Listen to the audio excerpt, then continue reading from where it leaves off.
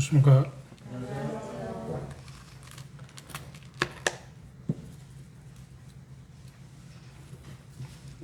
데살로니가전서 2장 오늘 1절부터 12절에 있는 말씀까지 다시 보겠습니다.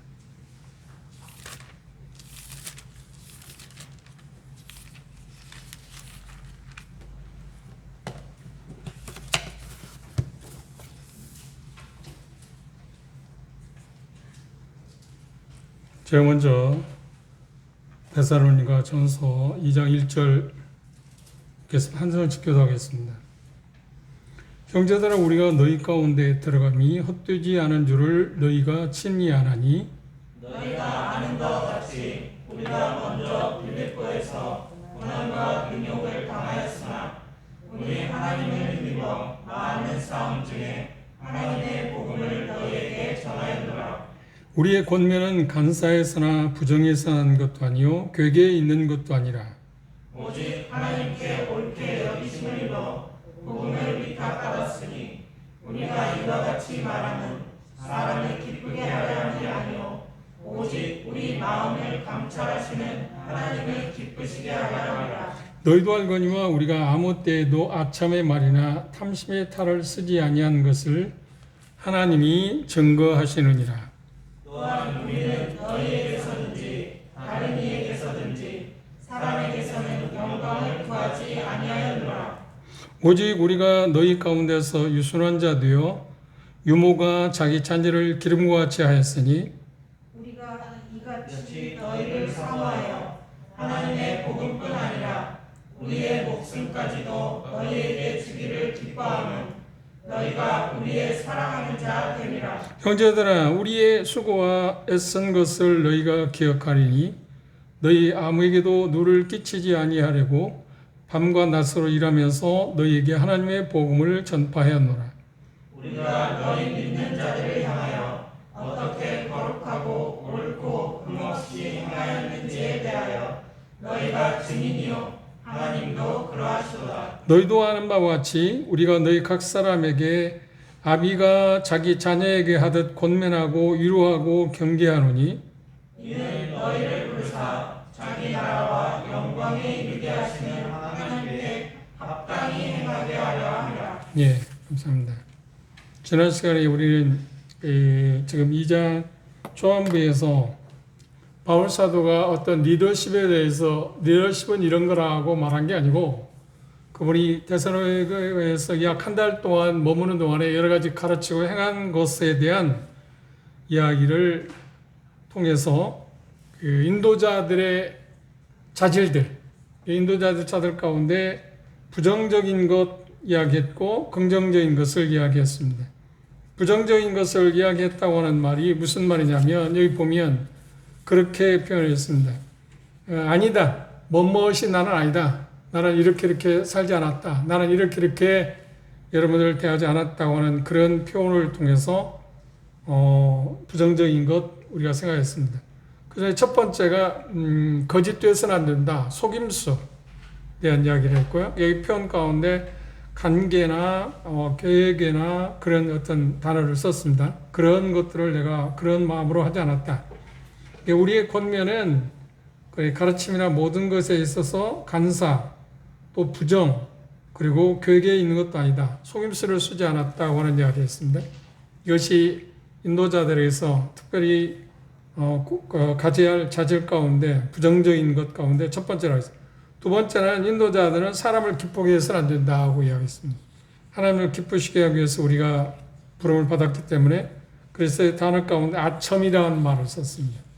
그러지 않았다고 하는 이야기를 했고요. 세 번째는 여기 보면 탐심이라는 말을 썼는데 욕심이 많지는 말을 써야 안 된다. 욕심을 내서 개인적인 그걸 우리는 뭐라고 하냐 사리사욕이라고 하는 표현을 사심이 있어서는 안 된다고 하는 이야기를 이렇게 표현했습니다.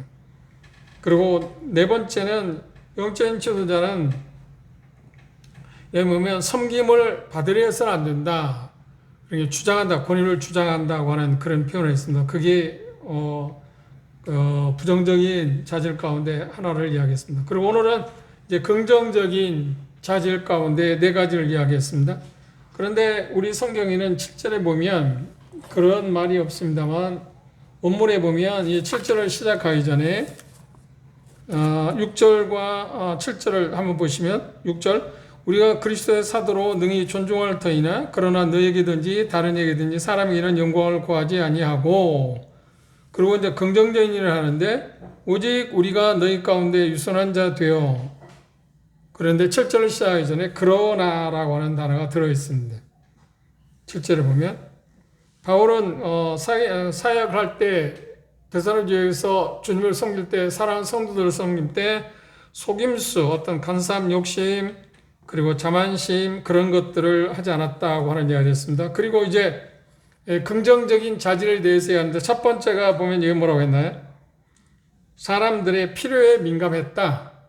사람들의 성도들의 여러분들의 필요에 대해서 민감했다고 하는 표현을 뭐라고 표현했냐면 은유적인 표현으로 유모가 자식에게 하듯 했다고 하는 표현을 했습니다. 세상에서 우리가 각각 이 세상에 태어났기 때문에 어머니들을 갖고 있습니다. 그렇죠? 어머니들을 갖고 있습니다. 현재 생존하는 어머님도 계시지만 이미 소천한 어머님들이 계십니다. 그런데 일반적으로 다는 그렇지 않습니다. 모든 어머니는 그렇지 않고 우리 주변에 요즘 뭐 가끔 참 보고 듣고 싶지 않은 그런 뉴스들 있잖아요. 뭐 부모들이 자식을 뭐 학대하는 것이 아니라 죽이는데 그런 어머니들이 있습니다. 그런 어머니들 제고 일반적인 어머니들은 특징이 뭐냐고 하면 자기 자신을 전혀 돌보지 않고 자식을 생각해서 모든 것을 내주는 게 있다고 하면 어머니밖에 없잖아요. 어머니처럼 그런 순간 아름다운 마음을 갖고 있는 게 없습니다. 그래서 그런지 어떤 상황에서든지 저만 그렇지 않고 여러분도 마찬가지입니다. 어머니라고 하는 이름을 부르거나 어머니를 생각하면 어떻게 우리 마음이 뭉클하지 않아요? 우리들의 어머니가 우리에게 끼친 영향이 얼마나 긍정적인 게 많으냐 부정적인 게 많으냐 상관없이 그런데 어머니라고 하는 그 단어를 갖게 되거나 부르게 되면 생각하게 되면 나도 모르게 뭉클해지는 것은 부정할 수 없습니다. 이유가 뭘까요? 그렇습니다. 자기를 생각하고 모든 것을 내어주었기 때문에 그렇습니다. 어머니. 그런데 이 표현 가운데는 유모라고 하는 표현을 썼습니다. 유모가 하는 일이 뭔가요? 그렇죠. 자녀들이 잘 자라도록 도와주고 보살펴 주는 것. 그 유모의 특징 가운데 빼놓을 수 없는 것이 뭐냐면 희생이죠. 그렇죠. 자기를 돌아보지 않고 아이를 위해서 모든 걸 내어주는 사람. 그걸 유모라고 하는 단어를 썼어요. 지금 우리가 사용하고 있는 유모라고 하는 단어는 요즘에 그렇게 별로 우리 문화에서는 찾아볼 수가 없습니다. 우리 주변에 유모가 있나요? 그런 사람 없잖아요. 그런데 이 말씀이 기록될 당시 유모는 어머니와 같은 비슷한 단어이기도 합니다. 이 어머니의 특성은 조금 전에 말씀드린 것처럼 자식을 위해서라면 자기를 전혀 생각하지 않고 얻어 내어주는 그런 숭고한 마음을 어머니라고 유모라고 표현했습니다. 근데 바울 사도는 데살로니가 지역에서 약 한 달 동안 그 복음을 전하고 목회를 하면서 성도들을 섬기면서 하나님을 섬기면서 성도들을 섬기면서 자기가 한 게 뭐냐 하면 유모처럼 했다는 겁니다. 유모처럼. 그 말은 뭔가요? 사랑하는 성도들을 사랑해서 자기를 돌보지 않고 그들에게 필요한 것들을 공급하는 일에 최선을 다했다. 참 놀라운 일입니다.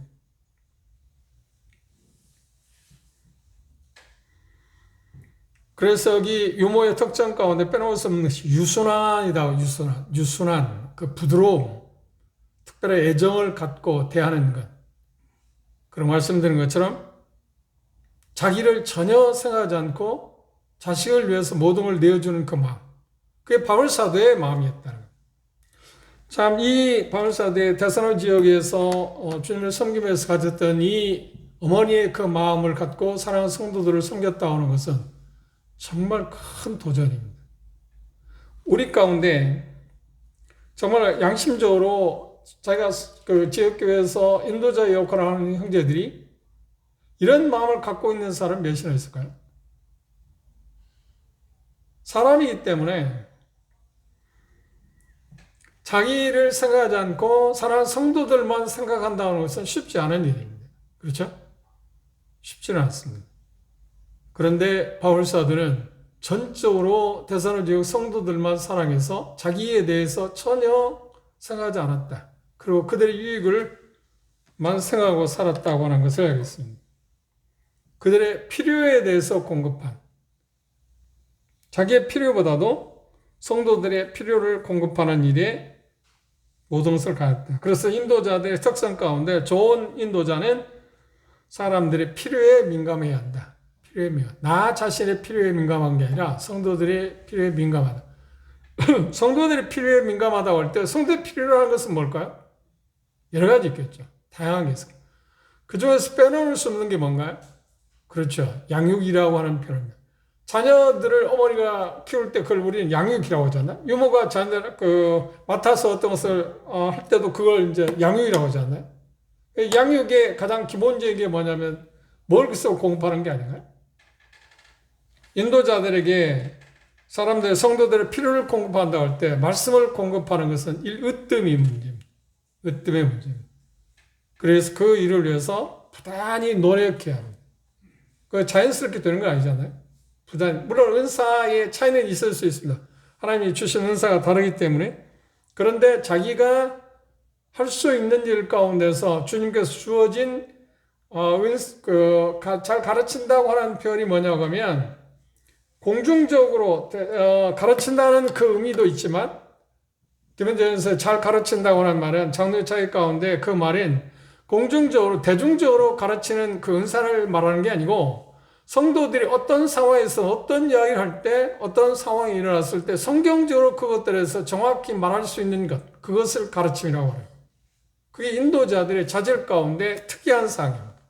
그 일을 얻어내기 위해서는 자기가 그걸 갖기 위해서는 그 소양을 갖기 위해서는 계속 노력할 필요가 있습니다. 이건 자연적으로 되는 게 아니잖아요. 계속 사랑을 말씀을 연구하고 그리고 연구할 뿐만 아니라 에스라처럼 그걸 준행하고 그리고 가르치로 결심하는 것.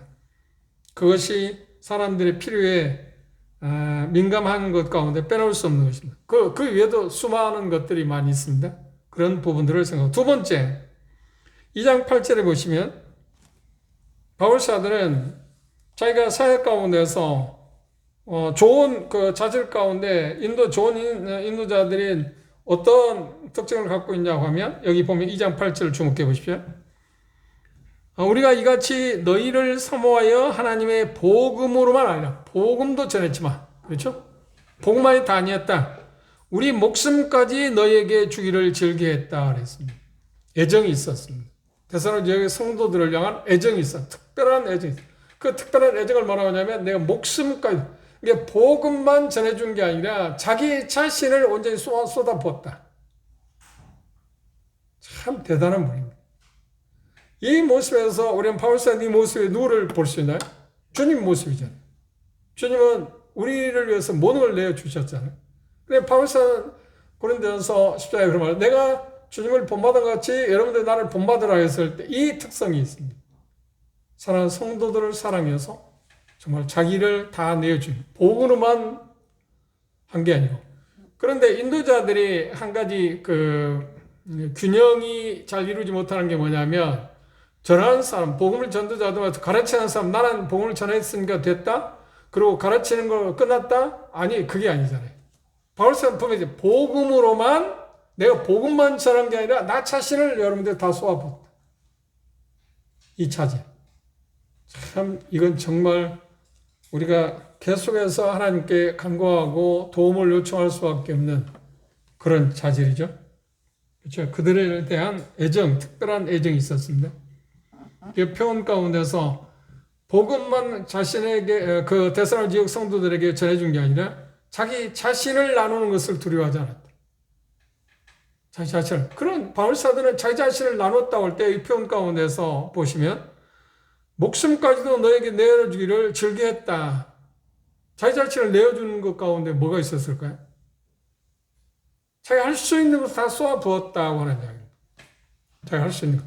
에베소 지역을 방문했을 때도 사도행전 20장 우리가 이미 공부를 했지만 20장은 밀레도에서 에베소 지역 장로들 불러놓고 말했습니까? 뭐라고 그랬나요? 이렇게 표현했잖아요. 한번 그걸 찾아볼까요? 사도행전 20장을 보면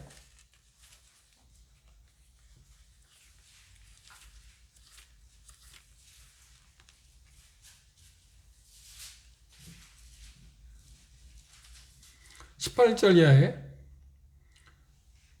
밀레도에서 에베소 교회 장로들 청하에 오매 저희에게 말하되 아시아에 들어온 첫날부터 에베소에 온 날부터 지금까지 내가 항상 너희 가운데서 어떻게 행한 것을 너희도 안다. 곧 모든 겸손과 눈물이며 유대인의 관계를 인하여 당한 시험을 참고 주를 섬긴 것과 유익한 것은 무엇이든지 공중 앞에서나 각 직업에서나 꺼림이 없이 너에게 전하여 가르치고 그랬습니다. 그걸 바울사도는 여기 표현 가운데 말하는데 나 자신을 내어줬다. 그 방법을 이야기했습니다. 어떻게 살았냐? 데살로니가 지역교회에서 똑같이 그렇게 하시겠죠. 자신이 향한 데살로니가 지역 성도들 향한 그 마음을 갖고 있었습니다. 일반적으로 사람들에 향한, 그러니까 바울사도의 표현하는 대로 한다면 사람들은 다른 성도들을 향한 사랑을 표현하는 두 가지 방법이 있다고 하면 그건 뭘까요? 우리가 생각할 때 큰 걸로 생각하실 수 있습니다. 그렇지 않습니다. 사소한 일이지만 자주 뭘 보는가요? 친절입니다. 그것이 빼놓을 수 없는 것입니다. 또 하나는 뭐냐면 성도들의 감사.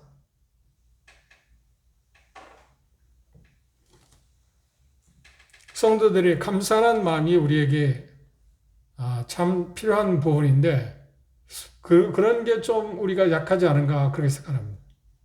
그렇죠? 그래서 어떤 사람은 이런 말을 했습니다.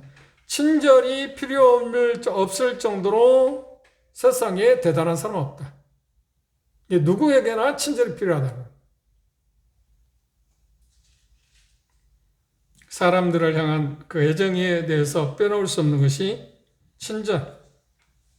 그 다음 감사한 마음, 내 어떤 표현들.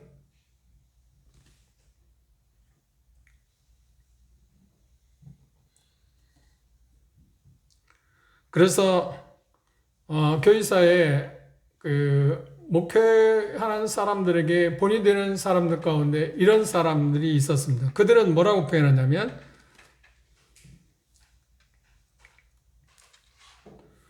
사람들을 섬기는 일에 대해서 그런 마음들이 없다고 하면 제발 지도자의 자리에 쓰려고 노력하지 마라. 그게 자질 가운데 필요한 거라고 이야기했습니다. 애정을 갖고 대하는 것, 그것을 바울사도는 이 표현 가운데서 뭐라고 하냐면 자기 목숨까지 내어주기를 원했다. 다음 세 번째, 2장 8절 하반절에 보면 좋은 인도자는 뭐라고 했나요? 8절 다시 보시면 우리가 이같이 너희를 삼하여 하나님의 복음으로만 아니라 우리 목숨까지 너에게 주기를 즐겨하면 너희가 우리의 사랑하는 자 됨이니라. 사랑한 자 됐다. 다시 말하면 그들에 대해서 진실했다. 사랑에 빼놓을 수 없는 것이 뭔가요? 진실함 아닌가요? 왜냐하면 사랑이 유선적인 거, 거짓된 사랑도 있잖아요.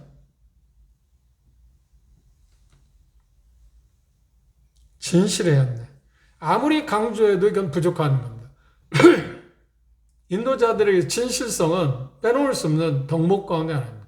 신실하다, 진실하다. 거짓되면 문제가 되지 않나요? 사람들은 서로에게 누군가가 자기 자신에게 진실하게 대하게 되면 어떤가요? 마음을 열잖아요. 바울사도는 성도들에게 자기 자신까지 내어주는 것을 지금 이야기했습니다. 그런데 그것에 대해서 뭐라고 하냐 상기시켰는데 그것은 단지 복음 전하는 것만이 다는 아니었다. 그래서 9절의 표현 가운데 보면 이렇게 표현했습니다. 9절을 보시면 형제들아 우리의 수고와 애쓴 것을 너희가 기억하느냐. 너희가 알고 있지 않느냐. 너희 가운데 수고하고 애쓴 것.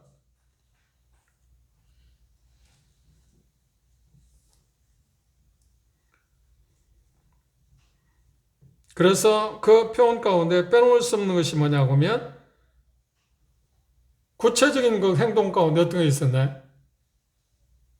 그들이 어려움 가운데 있기 때문에 예수님께서 이 말씀하셨잖아요. 바울사도 고린도전서에서 그런 표현을 일하는 사람은 복으로 말미암아 살아야 한다는 것을 알고 있지만 그 권을 쓰지 않았다. 왜? 여러분들이 어렵기 때문에. 그래서 나는 밤낮으로 일하면서 내 필요를 충당했고 나뿐만 아니라 우리 팀이었던 실로아노나 디모데의 필요까지도 공급하면서 쉬운 말로 하면 자비랑하면서 섬겼다. 이유가 뭐냐면 여러분들을 사랑했기 때문에. 이 부분에 참 조심해야 할 게 있습니다. 이건 바울사도 일하는 사람의 입장에서 한 말이고 그러나 일꾼들을 공경할 입장에 있는 성도들은 어떤 태도를 취해야 하는가요? 아니요, 우리들이 최선을 다해야 합니다. 그런데 이 부분에 대해서 각각 자기들의 입장에서 어떤 것을 말할 수는 있어야 하지만 상대방 입장에서 서서 이야기하면 어렵습니다. 안 되는 겁니다. 최근에 얼마 됐는데 어떤 형제님이 저희 집에 왔었습니다. 그 상담 때문에 왔는데 그게 뭐냐면 그 저에게서 일하고 있는데 그 일하고 있는 가운데서 형제들이 뭐라고 하냐면 형제는 교회에서 주는 보수를 이 정도만 받아야 합니다. 그리고 한정적으로 이야기했어요. 그런데 뭐라고 하냐면 그걸 제가 생각할 때 극히 작은 돈입니다. 물론 그게 액수가 얼마냐 하는 것이 중요한 건 아닙니다. 액수가 적어도 그 성도들이 어떤 분포나 생활 정도나 그런 걸 봐서 액수가 클 수도 있고요. 그렇죠? 100만 원이라도 어떤 지역에서는 큰 액수일 수 있고 100만 원에도 어떤 지역교회에서는 작은 것일 수 있잖아요. 그건 상대적인가? 근데 내가 보기에 그 지역교회를 볼 때 그 액수는 정말 작은 것입니다. 그런데 그걸 주워왔는데 뭐라고 하냐면 급작스럽게 주의 일꾼은 그냥 자비라고 섬긴다. 그러니까 당신의 삶은 당신의 생활을 책임지라. 참 어처구니 없지 않아요? 일꾼 입장에서 내가 안 받겠다든지 할 수 있는 것은 일꾼의 입장입니다. 그래서 성도들 입장에서 당신 그걸 받아서는 안 돼요 하는 것은 그것처럼 무례한 일이 돼요. 이건 하나님의 말씀을 정말 모르는 무지한 사람들 아니에요. 그런데 그게 형제들이라니까. 물론 그 지역교회죠. 부끄럽기 때문에 그 지역교회 이름을 말하고 싶지는 않지만 그게 현실이잖아요. 그게 우리의 현실이라는 거야. 그리고 주장하기로 뭐냐, 바울사도 봐라. 고린도 교회에서 한 거 보면 그런 자기가 일하면서 했잖아. 그게 당신도 형제도 그렇게 하라는 거야. 그런데 고린도 교회나 이 데살로니가 교회에서 그렇게 한 이유는 뭔가요? 그들에게 내가 복음을 전한 이유가 먹고 살기 위해서 복음을 전한다는 말을 하기 때문에 그 말을 듣지 않기 위해서 내가 한 거라. 그리고 데살로니가에서 그 보수를 받지 않은 건 뭔가요? 여러분들이 어렵기 때문에 내가 그걸 받지 않고 내가 손수 일했다는 거예요. 그 손수 일한 것에 대해서 뭐라고 했냐? 장막 만드는 일을 했잖아요. 그런데 그 당시 장막 만드는 일 최고급의 직종입니다. 예를 들어서 하루에 일을 하면 한 열흘을 먹을 수 있는, 그렇죠? 그만큼 정말 보수가 좋은 직업. 최고의 기술 가운데 하나 있어요. 그런데 매일 오늘날처럼 매일 출퇴근하면서 돈 벌어갖고 자기 생활을 하면서도 주님의 일을 할 수 있는 그런 입장이 아니잖아요. 그럼 언제 가르치고 언제 뭘 한다는 거예요. 그게 가능하지 않잖아요. 이게 원칙은, 성경적인 원칙은 복음을 전하는 사람은 복음을 전하는 것으로 먹을 수 있다는 권한이 예수님께 하나님께 부여하셨잖아요. 그런데 그걸 일꾼된 입장에서 내가 이런 점에서 부담이 되거나 그게 덕이 안 되기 때문에 아니면 형제 자매들에게 어려움이 되기 때문에 그걸 안 한다고 하는 그 권한을 자기가 스스로 차단할 수는 있지만 그건 당사자의 입장이잖아요. 그런 성도들 입장에서 그렇게 해야 한다고 한다는 것은 정말 무지. 아니, 무지법은 제가 생각할 때 악한 일입니다. 정말 악한 사람. 어떻게 그렇게 할 수 있나요? 그런데 그게 모임의 정석 가운데 하나라는 거예요. 그리고 바리새인도 한 것을 들어서 이렇게 했잖아. 이렇게 유명한 사람들 했는데 당신도 그렇게 하라고.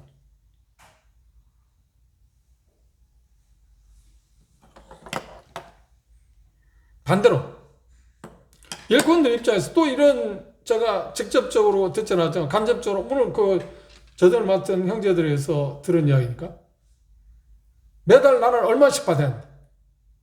그리고 나는 뭐 공부도 많이 했고 뭣도 하고 직장 다니면 얼마를 받을 수 있는데 연봉 얼마를 받을 수 있는데 내가 그 직장에 많이 다니면 그런 동료 그런 그 직업을 갖게 가질 수 있는 자기이기 때문에 다니면 이 정도 연봉을 받을 수 있는데 이 정도는 줘야 돼.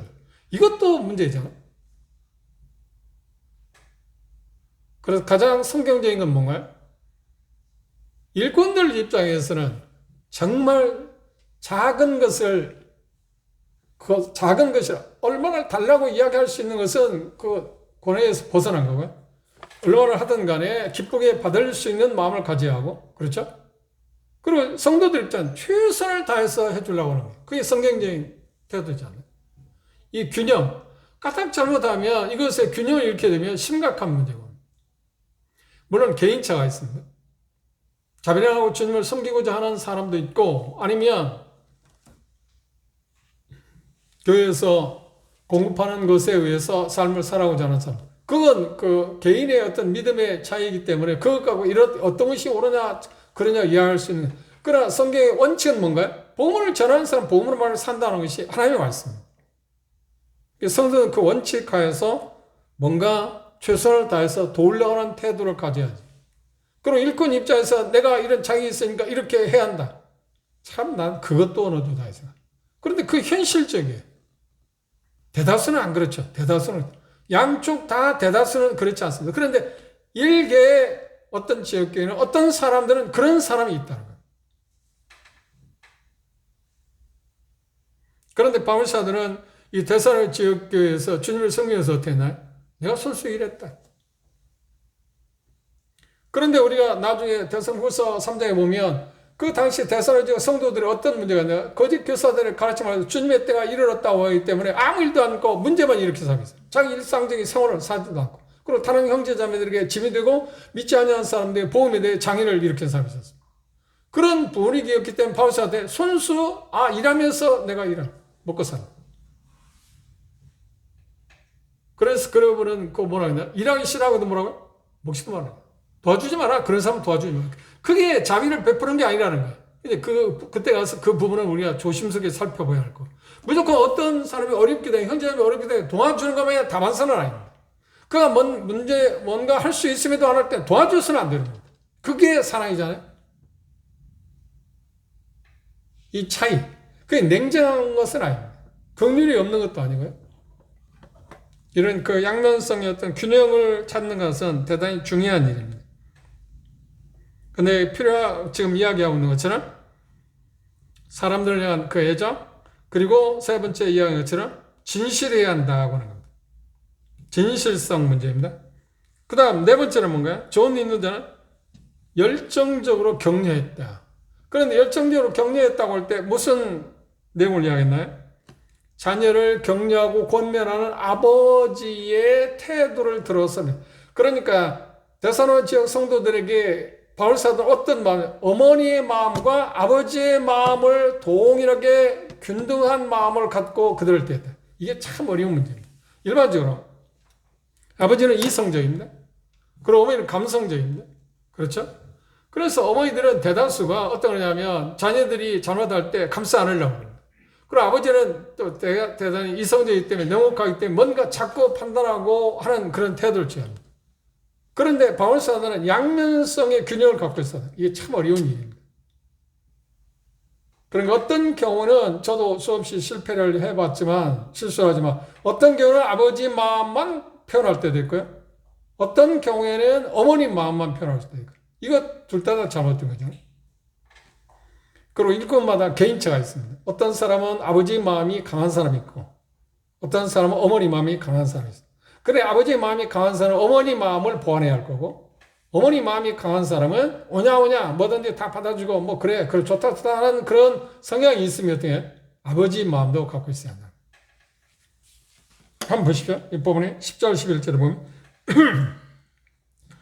우리가 너희 믿는 자들을 향하여 어떻게 거룩하고 흠 없고 거룩하고 옳고 흠 없이 행한 것에 대하여 너희가 증인이요 하나님 그러시다. 너희도 아는 바와 같이 우리가 너희 각 사람에게 아비가 자기 자녀에게 하듯 권면하고 위로하고 아버지의 특성이 뭐라? 권면했다. 권면은 뭐야? 잘못된 것을 바로잡았다. 그리고 위로했다. 그리고 예방 조치했다. 경계했다는 예방 조치했다는 거예요. 그게 아버지가 해야 할 일인 거예요. 어머니가 하는 일은 뭐인가? 온유한 마음으로 감싸는 것입니다. 상처를 어루만지고 보듬어주고 그게 어머니 유모 마음입니다. 그래 아버지 마음은 뭔가? 좀 강인함이 있지 않나요? 권면하고 위로하고 경계했다고 하는 표현을 했습니다.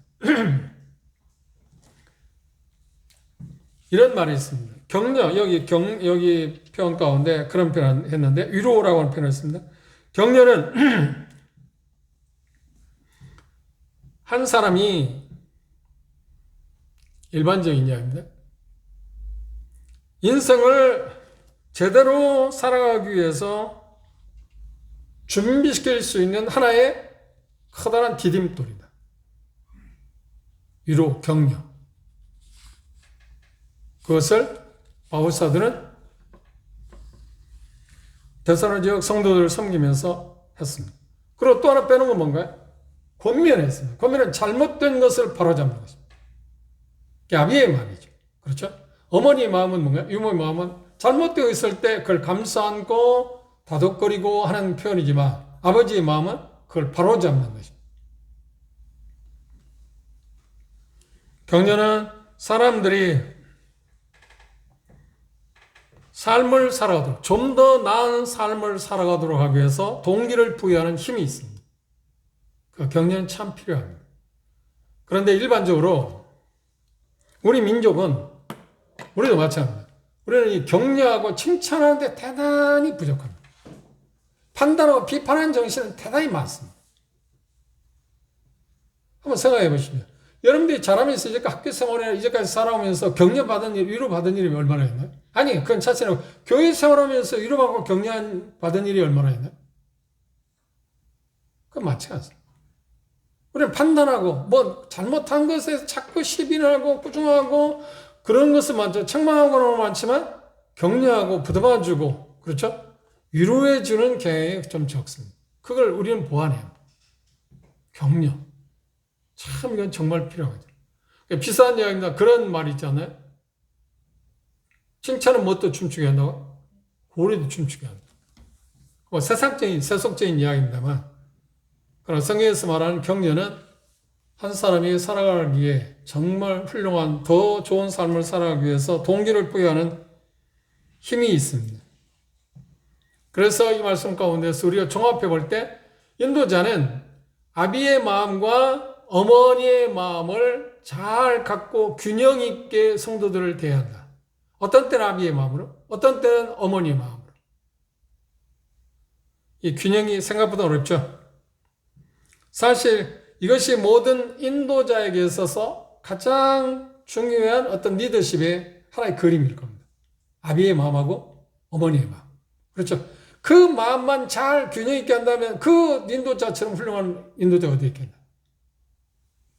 바울 사도는 그러했습니다. 그런데 그것에 대해서 자기가 살아온 삶에 대해서 뭐라고 했냐? 데살로니가 성도들이 여러분들 알지 않냐? 그리고 그것에 하나님이 증인이다. 여러분들 증인이고 하나님이 증인이다. 그게 얼마나 당당합니까? 그런데 이건 그건 바울 사도의 이야기야. 나하고는 거리가 멀어. 아니에요. 그건 우리가 지금 다 본받아야 할 문제잖아요.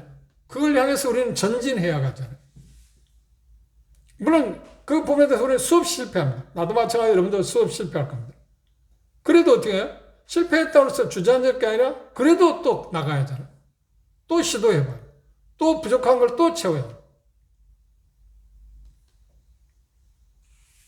그렇게 할 때 12절에 표현하기를 말해요. 이는 너희를 부르사 자기 나라와 영광이 이르게 하시는 하나님께 합당히 행하게 하라. 그렇게 한 목적이 뭐라고요? 하나님께 합당하게 행하도록 하기 위해서. 성도들이 하나님 앞에서 합당하게 생활하도록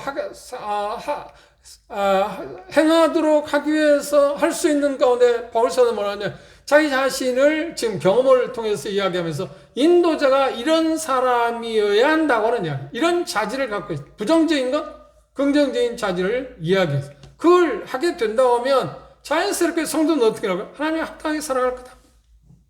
내가 그렇게 한 이유가 뭐냐? 목적이 뭐냐? 이유가 뭐냐? 할 때 하나님 앞에서 합당하게 살아가도록 하기 위해서 그렇게 했다. 그런 게 교회 인도자들에게 필요한 거예요. 교회 인도자만, 교회 가정에서 어느 지역에서 마찬가지입니다. 어느 그룹에서 마찬가지입니다. 자기가 그런 자리에 있을 때 필요한 게 있다 보면 그런 자세, 지금 벌써 이야기하는 부정적인 것, 긍정적인 것, 그런 자질들을 우리가 키워가게 되면 특별히 교회에서는 사랑하는 성도들이 합당하게 하나님 앞에서 합당하게 생활하게 될 거다. 그런데 우리는 어떤 생활을 하는 거야? 성도들이 하나님 앞에서 합당한 생활을 하지 않을 때 어떤 방법을 강구하잖아요. 이런 방법처럼 물론 그건 필요한 거죠. 그런데 더 중요한 건 뭐냐? 인도자들의 자질이 중요하다. 그렇죠? 그런 자질을 갖고 성도를 대하게 되면 바울사도가 우리의 이야기잖아요. 사랑하는 성도들이 하나님과 합당하게 생활하게 될 거다. 그 말을 바꿔 말하면 거예요. 사랑하는 성도들이 합당하게 생활하고 있지 못하다는 말은 뭔가요? 인도자들의 자질 가운데 문제가 있다고 하는 거예요. 그걸 우리가 볼 수 있어요.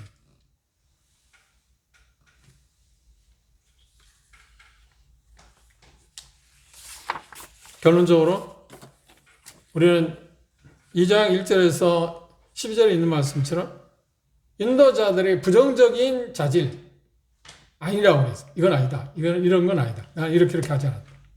그렇죠? 그것과 나는 이렇게 했다. 8가지 특별히 우리에게 주어진 인도자에게 주어진 8가지 이 자질들에 대해서 우리 마음 가운데 되새겨보고 바울사도는 그걸 자기 자신에게 삶을 통해서 보여줬습니다. 그리고 그건 이야기해서 우리가 지난 시간에 찾은 6번이나 너희가 알거든요. 너희가 알지 않느냐. 너희가 증인이다 하는 표현을 하고 있잖아요. 왜? 공개된 삶을 살았습니다.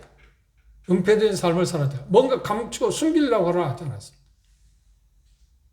그리고 하나님 말씀을 전할 때 사람들을 기쁘게 사람들이 좋아하는 듣고자 하는 말을 하지 않았다는 거예요. 참 중요한 차이입니다. 사람이 듣고 사람들이 성도들이 듣고자 하는 말을 우리는 하는 사람인가요?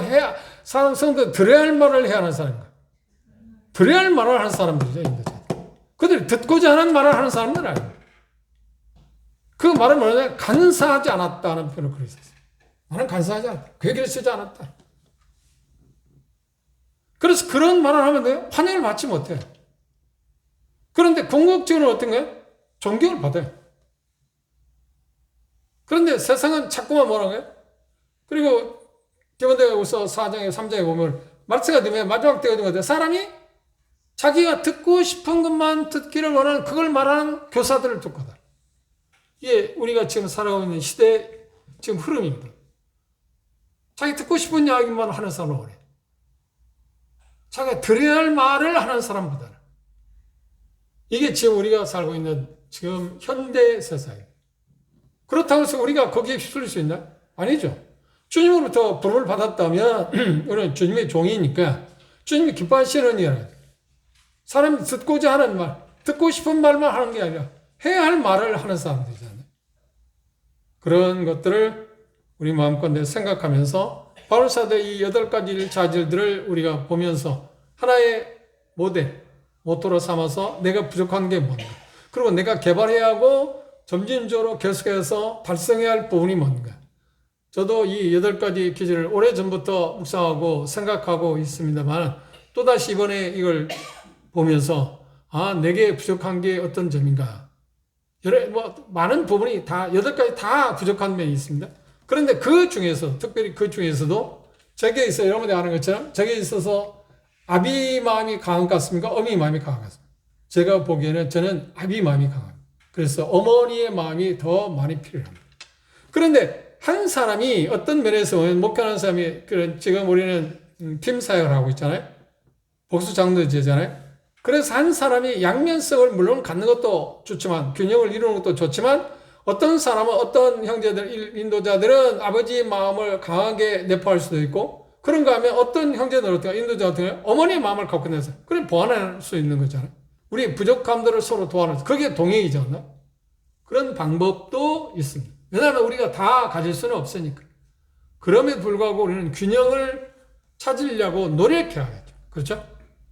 그런 부분들을 우리가 생각하면서 우리의 부족함, 나 자신의 부족한 면이 어떤 것인가를 보고 그래서 우리가 주님 앞에서 지금 바울사도 이렇게 삶을 산 이유가 뭐냐면 사랑하는 성도들이 데살로니가 성도들이 하나님 앞 합당하게 살아가도록 하기 위해서 그렇게 했다. 그 일들을 우리가 계속 바라보고 그리고 특별히 그런 어떤 그 인도자의 그룹에 있지 않는 분들은 어떻게 해야 하는가요? 그런 분들을 위해서 우리가 기도하는 것입니다. 그런 부족한 면일 때, 저 형제님에게 그런 면이 부족한데 그걸 비판하고 판단하기보다는 그걸 하나님께 갖고 가서 하나님께 도움을 요청하죠. 저 형제님 이런 것이 부족합니다. 저런 점들을 어떤 그 환경이나 사람들의 인간 관계를 통해서 배울 수 있게 해주십시오. 그리고 그런 것들이 조금씩 발전할 수 있도록 진보를 가져올 수 있도록 해달라고 기도하는 게 필요하잖아요. 그렇죠? 그리고 우리가 서로 간에 할 수 있는 거 오늘 바울사도 한 가운데 빼놓을 수 없는 것이 있어요. 쉬운 게 하나 있어요. 그게 뭐라고요? 서로를 격려하는 것입니다. 위로하는 것. 그런 것들은 생각보다 가까이 있고 쉬운 일아닌가요? 그런데 쉬운데도 하기 어려운 게 지금 이야기하고 있는 가운데 하나예요. 격려하는 것 자체가.